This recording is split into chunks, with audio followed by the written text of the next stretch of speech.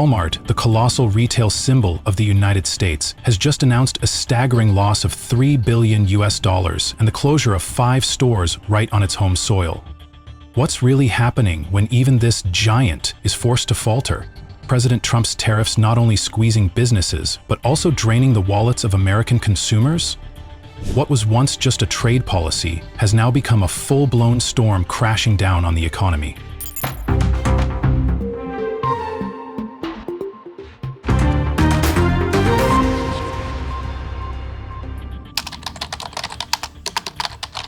The story begins with a striking surprise. Walmart, the massive American retail giant with over 3,600 stores across the country and 150 million weekly customers, is now closing down numerous locations across its own homeland. Not just 1 or 2, but 5 stores. 3 in Illinois, Lincolnwood, Plainfield, and Homewood, and 2 in San Diego, California, have been shut down. This news shocked customers and even local officials, who were left wondering what is happening to this familiar retail giant. So what has driven a brand known for its everyday low prices to take such an unexpected step? The answer lies in a major jolt called tariffs. The administration of Donald Trump imposed sky-high import taxes, particularly on goods from China, which sent Walmart's operating costs soaring. These tariffs aren't just about a few items becoming pricier. They've driven up the cost of a wide range of essentials, from food and baby products to toys. With razor-thin profit margins, Walmart simply couldn't absorb all of these added costs. The company was forced to raise prices, cut expenses, and, more drastically, shut down several stores and factories in the US. This isn't just Walmart's problem. It's a snapshot of an entire economy struggling under the pressure of a trade war. The question now is, are these tariff policies really the right path to win a trade war? Or are they simply pushing American companies like Walmart to retreat from the domestic market, shutter factories, lay off workers, and shift sourcing overseas? Let's dive deeper into the next sections to uncover the story behind the quiet, shuttered doors of Walmart, an American icon rapidly transforming under the pressure of a brewing trade war. Picture this. You walk into your usual Walmart, the go-to store for millions across America. But this time, something catches you off guard. Prices on countless items, from everyday essentials like bananas and butter to baby products, have skyrocketed in just a matter of weeks. What's going on? The root cause lies in the soaring import tariffs from China, which, at their peak during trade war tensions, reached an eye-watering 145%. Although they've since dropped to around 30%, that's still a massive enough figure to send Walmart's import costs through the roof. For a business built on the strategy of everyday low prices, absorbing these huge tax burdens is simply not feasible. The only path forward was to raise prices to stay afloat. In May of 2025, CEO Doug McMillon and CFO John David Rainey had no choice but to publicly admit that Walmart would begin raising prices across a wide range of products starting in June, with even steeper hikes expected in July, right at the peak of the back-to-school shopping season, when families are spending more than at any other time of the year. The results? Noticeable price increases on essential goods like bananas, butter, and baby items. But the biggest shock came from toys and electronics. A single Barbie doll, a classic favorite, jumped from $10.49 to $14.99 in just 1 week, a spike of nearly 43%. Car seats imported from China weren't spared either, rising from $350 to over $450. Other products such as strollers, electronics, and seasonal items followed a similar price trajectory. The fact that Walmart, a symbol of affordable prices in America, had to raise prices so dramatically sent shockwaves through consumers. But beyond sticker shock, it served as a clear warning about the broader consequences of the trade war. If a retail giant like Walmart is forced to hike prices to survive, what does that mean for millions of American families already grappling with rising living costs? And more importantly, is this just the tip of the iceberg? When the tariff storm hit, Walmart wasn't one to sit back and take the blow. The company quickly rolled out a series of strategic responses, fighting to stay competitive in a landscape where costs were rising and pressure was intensifying. Instead of relying on made-in-the-USA products as before, Walmart made a bold pivot to source goods from countries with lower tariffs or no tariff penalties at all, places like Vietnam, India, and Mexico. This decisive shift was a necessary step to slash the massive costs imposed by tariffs and keep retail prices within reach for everyday consumers. But switching supply chains wasn't enough. Walmart also rethought its packaging methods to reduce taxable materials. For example, the company moved away from aluminum, which carries a heavy tariff, and started using lightweight fiberglass instead.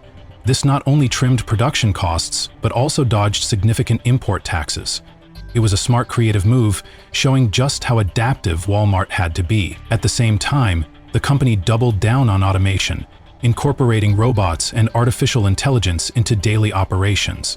This technology helped cut down on rising labor costs and boosted operational efficiency, offsetting some of the profit losses caused by surging tariffs. Still, CEO Doug McMillon promised customers that Walmart would try its best to keep prices as low as possible, but he also acknowledged that, under this kind of financial pressure, some price hikes were simply unavoidable. This is the hard truth Walmart is living, a reality faced by many American businesses caught in the crossfire of a prolonged trade war. It's a story of adaptation, resilience, and the high cost of economic policy decisions playing out on the ground.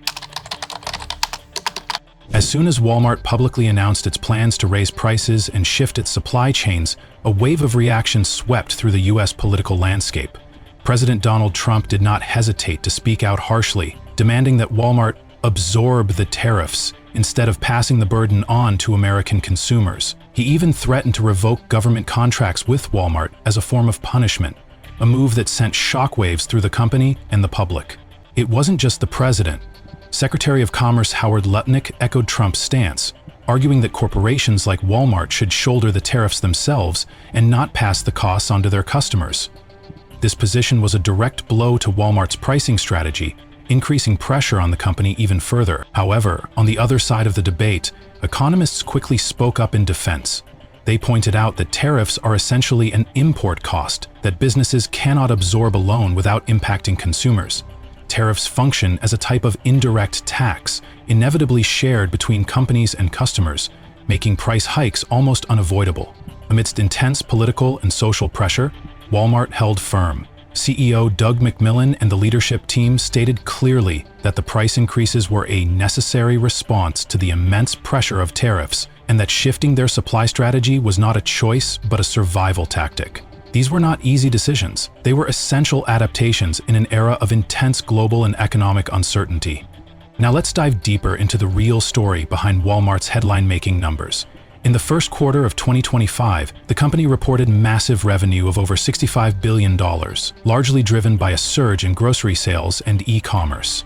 It might sound reassuring, but don't be fooled by the shiny surface. Beneath those numbers lies a far bleaker reality. Walmart's actual profits are being severely eroded. The company isn't truly selling more. It's cutting costs and stockpiling inventory ahead of rising tariffs. And that's just the tip of the iceberg. The deeper consequences are quietly unfolding in communities across the country.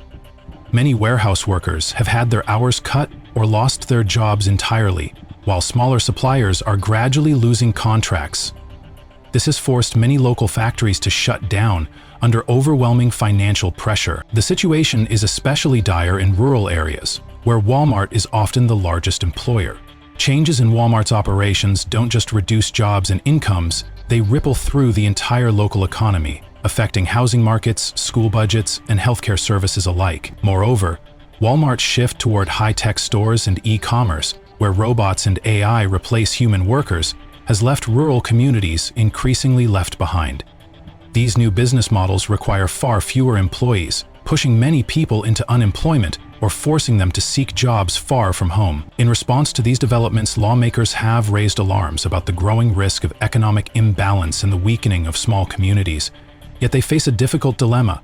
Continuing to impose new tariffs on companies that move production overseas could worsen inflation and slow down an already fragile economic recovery. In the end, the trade war is no longer just a matter of figures on a financial report.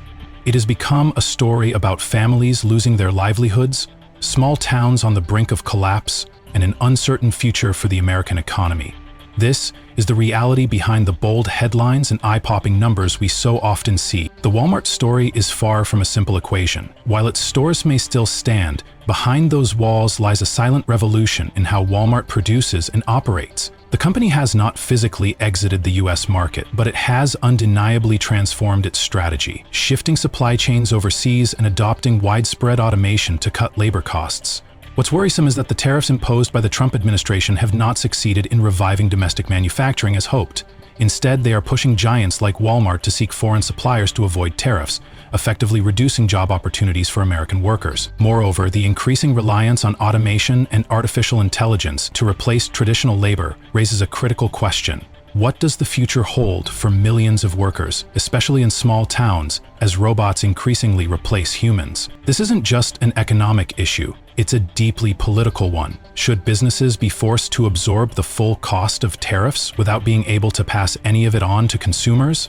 How should trade policy strike a balance between protecting domestic jobs and keeping prices reasonable for shoppers? In the end, what will be the long-term cost of replacing workers with technology?